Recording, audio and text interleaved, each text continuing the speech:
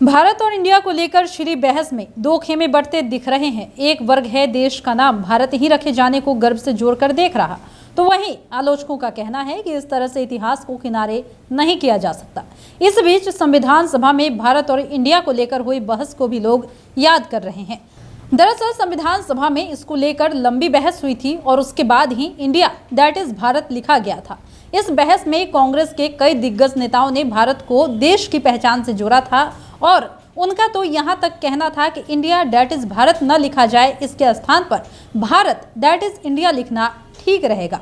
इस डिबेट में कांग्रेस के दिग्गज नेता रहे कमलापति त्रिपाठी ने कहा था कि यदि आप लोगों को लगता है कि संविधान में दैट इज लिखना जरूरी ही है तो भारत दैट इज इंडिया लिखना चाहिए। उन्होंने देश का नाम भारत रखने को गौरव, स्वाभिमान और स्वदेशी प्रतीक से जोड़ा था। त्रिपाठी ने कहा था कि जब कोई देश दूसरे के दिए नाम और प्रतीकों का इस्तेमाल करता है तो उसकी आत्मा मर जाती है। भारत ने 1000 साल की गुलामी में सब कुछ खो दिया है। हमने अपनी संस्कृति, इतिहास, सम्मान, मानवता, आत्मसम्मान और यहाँ तक की आत्मा तक को खो दिया है। भारत नाम रखने से पुराना गौरव वापस लौटेगा का तर्क देते हुए त्रिपाठी ने कहा था कि 1000 साल की गुलामी से निकलकर हम अपनी पहचान हासिल करेंगे। उन्होंने कहा था कि भारत नाम से ही हम दुनिया में अपना गौरव को पा सकते हैं।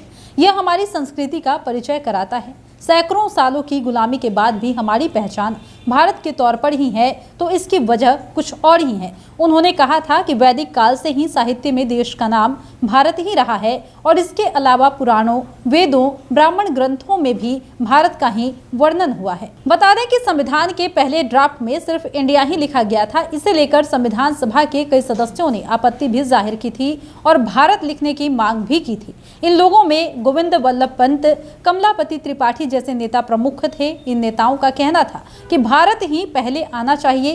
एक नेता ने तो तर्क दिया था कि हमें तो हिंदुस्तान से भी परहेज करना चाहिए क्योंकि यह नाम सिंधु नदी से बना था और अब वह पाकिस्तान में चली गई है। ऐसे में देश के लिए भारत और हिंदी भाषा के लिए भारतीय शब्द का इस्तेमाल होना चाहिए। दरअसल बात है 18 सितंबर 1949 की। संविधान सभा की बैठक हो रही थी। डॉक्टर राजेंद्र प्रसाद संविधान सभा के अध्यक्ष थे और डॉक्टर भीमराव अंबेडकर संविधान की प्रारूप समिति के अध्यक्ष थे।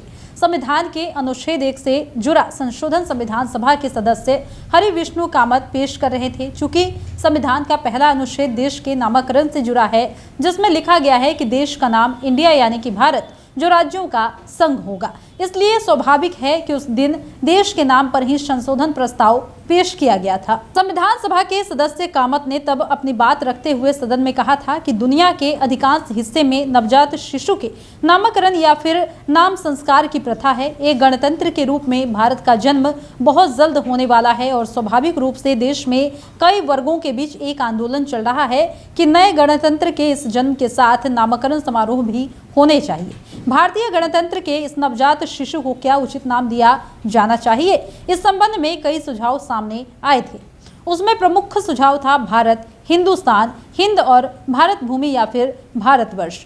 इस स्तर पर यह वांछनीय होगा और संभवतः लाभदायक भी होगा कि हम इस प्रश्न पर विचार करें कि नए शिशु के जन्म के इस अवसर पर भारतीय गणराज्य के लिए कौन सा नाम सबसे उपयुक्त होगा। कामत ने आगे कहा था कि कुछ लोग ये भी कहते हैं कि नाम की जरूरत क्या है, इस देश को इंडिया तो कहा ही जाता है। लेकिन जो लोग भारत या भारतवर्ष या फिर भारत भूमि नाम रखना चाहते हैं, उनका तर्क है कि ये इस धरती का सबसे पुराना नाम है। कामत की इस बात का पहला जवाब डॉक्टर भीमराव अंबेडकर ने दिया और इसके बाद देश के नामकरण पर बहस भी शुरू हो गई। कामत की बात पर डॉक्टर भीमराव अंबेडकर सदन में खड़े हो गए थे। उन्होंने तब कहा था कि क्या ये सब पता लगाना जरूरी है? मुझे इसका उद्देश्य समझ में नहीं आता।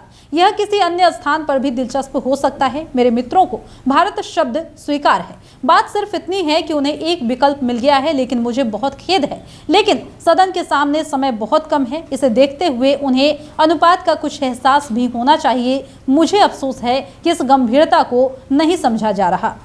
इस पर कामत तिलमिला उठे थे। उन्होंने अंबेडकर को पलटकर जवाब दिया था कि सदन चलाने की जिम्मेदारी उनके कंधे पर नहीं है। इसी दौरान जब शंकर राव देव ने बीच में कुछ टिप्पणी की तो कामत उन पर भड़क गए थे।